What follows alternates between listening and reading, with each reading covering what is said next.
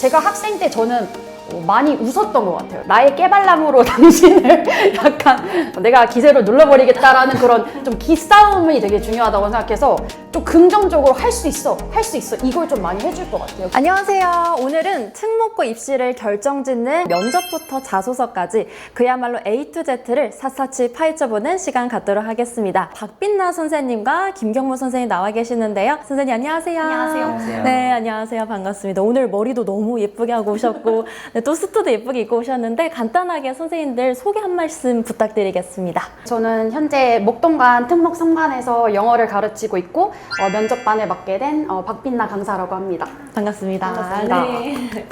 네, 저는 본관에서 0.1% 반 전담을 맡고 있고 이번에 또 면접 강사로 합류하게 된 김경무입니다. 반갑습니다. 반갑습니다. 네. 선생님들, 제가 면접부터 좀 질문을 하나씩 드려보려고 해요. 학생들이 어떤 점에서 좀 긴장해서 실수를 할 수 있을 것 같은데 가장 많이 저지르는 실수들은 보통 뭐가 있을까요? 가장 많이 일어나는 실수이면서도 가장 치명적인 실수에 대해서 좀 얘기를 해보려고 하는데요. 생기부 기반의 면접임에도 불구하고 생기부 안에 있는 내용을 숙지하지 못한 채 면접장으로 가는 것이라고 생각합니다. 가장 최근에 있었던 면접 시뮬레이션에서도 있었던 일인데요. 제가 학생 생기부를 뜯어보면서 1학년 때 수학 관련 영화를 보고 뭐 관련된 활동지를 제출함이라고 되어 있길래 어떤 영화 봤어요? 물어봤는데 영화 제목조차 얘기 못하는 경우가 있었어요. 이게 시뮬레이션 단계에서는 실수라고 부르지만 이제 면접 단계에서 이러면 이건 실패고 사고니까 저희 면접 강사들이 하는 일은 이제 실수가 실패로 이어지지 않도록 하는 일이라서 사실 CNC에 굉장히 많은 면접 강사분들이 있잖아요. 어떤 선생님한테 맡겨도 우리 아이가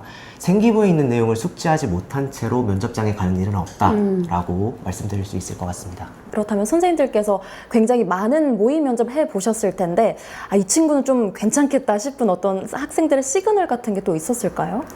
제가 어렸을 때 입학사정관제 경험을 했던 것들을 비춰보면은 이제 저는 연대 면접을 그때 외국인 교수님들 URC로 봤는데 굉장히 풍채도 있으시고 굉장히 무서웠는데 그분이 저한테 계속 압박 면접을 이렇게 하셨는데 너가 그 생각하는 거 그거 아닌 것 같은데 다시 한번 얘기해봐. 그거 맞아? 이런 식으로 했을 때 저는 그때 패기가 있었던 것 같아요. 그래서 제 생각은 이렇습니다. 물론 제 생각이 틀릴 수도 있지만 저는 이렇게 생각하는데요. 그런 줏대를 보는 게 아닌가. 저는 패기가 가장 중요한 것 같아요.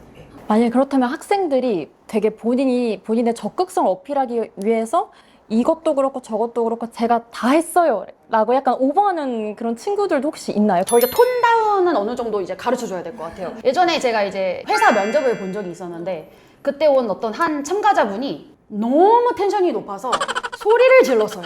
안녕하세요. 저는 누구누구입니다. 너무 시끄러울 정도로 면접관들이 깜짝 놀라고 저도 깜짝 놀란 거예요. 그렇게 과한 거는 조금 우리가 교정이 들어가면 좋고 이제 대답을 할 때도 그냥 했어요. 선생님들이 하라고 해서 엄마가 하라고 해서 이런 거는 절대 피해야 되는 거고 적어도 수동적인 아이로는 보이지 말자.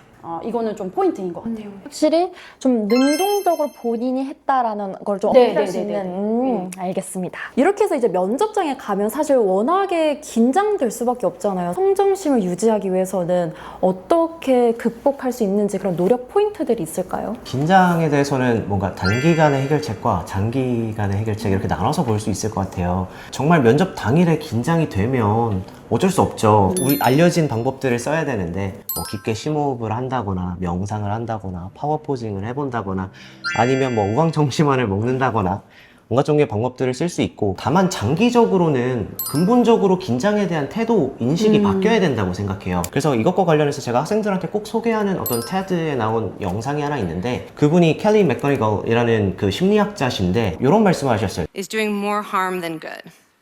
And it has to do with stress. Basically, I've turned stress into the enemy. But I've changed my mind about stress. 스트레스가 우리한테 안 좋은 영향을 미칠 수 없어라고 생각하는 소수의 개인한텐 건강에 안 좋은 영향을 안 미쳤다는 거예요. 그러니까 스트레스에 대한 태도 자체가 스트레스가 우리 몸에 미치는 영향 자체를 바꿨다는 거죠.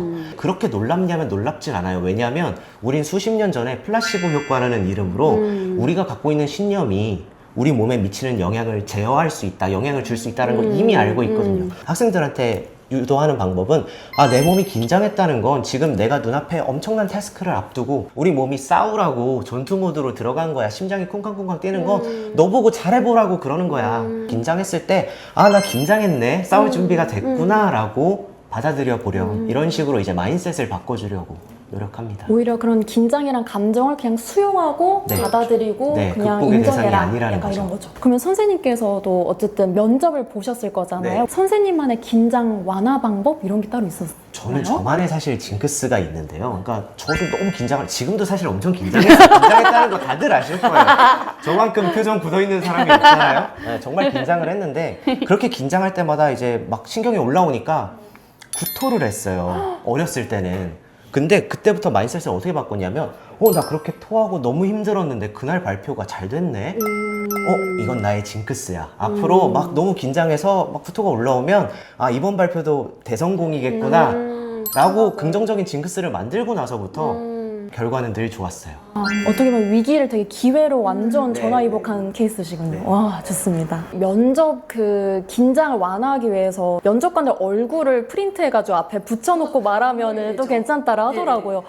효과가 좀 있을까요? 저는 정말 저는 사실 눈을 그냥 바라보면서 직통으로 뚫어버리는 스타일이긴 한데 그렇지 못한 친구들도 있을 수 있잖아요. 근데 저는 그럼 미간 사이를 많이 보라고 얘기해요. 미간. 면접에 있어서 아이 컨택트는 굉장히 중요하다고 생각은 해요.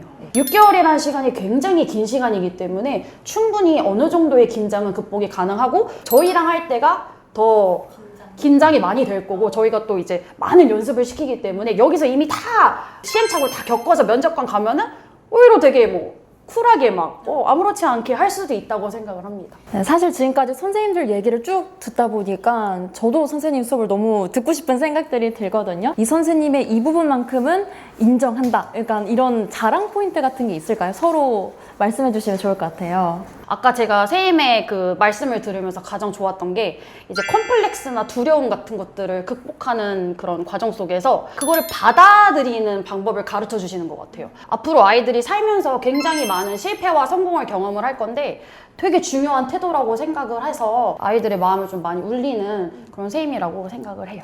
저는 사실 그러니까 뭐 차이점, 서로 부러운 점을 물어보셨지만 공통점이 먼저 눈에 들어왔어요. 그러니까 사실 CNC가 뭐 일타 강사의 종착지 이런 슬로건을 내걸고 하는 것답게 사실 종착지에서 만난 사람은 다 비슷하구나 라는 생각을 되게 많이 해요. 그럼에도 불구하고 빛나쌤의 가장 빛나는 모습은 네.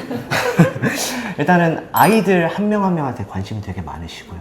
또 그 아이들의 그런 하나하나의 고유한 스토리가 이제 점점 날개를 펴고 갈 수 있도록 세심하게 신경 써주시는 부분이 빛나쌤한테 배운 학생들은 그러니까 결과물을 보면 공장에서 찍어낸 공산품이 아니라 예술품으로 끝나요. 와, 너무 멋진 멘트.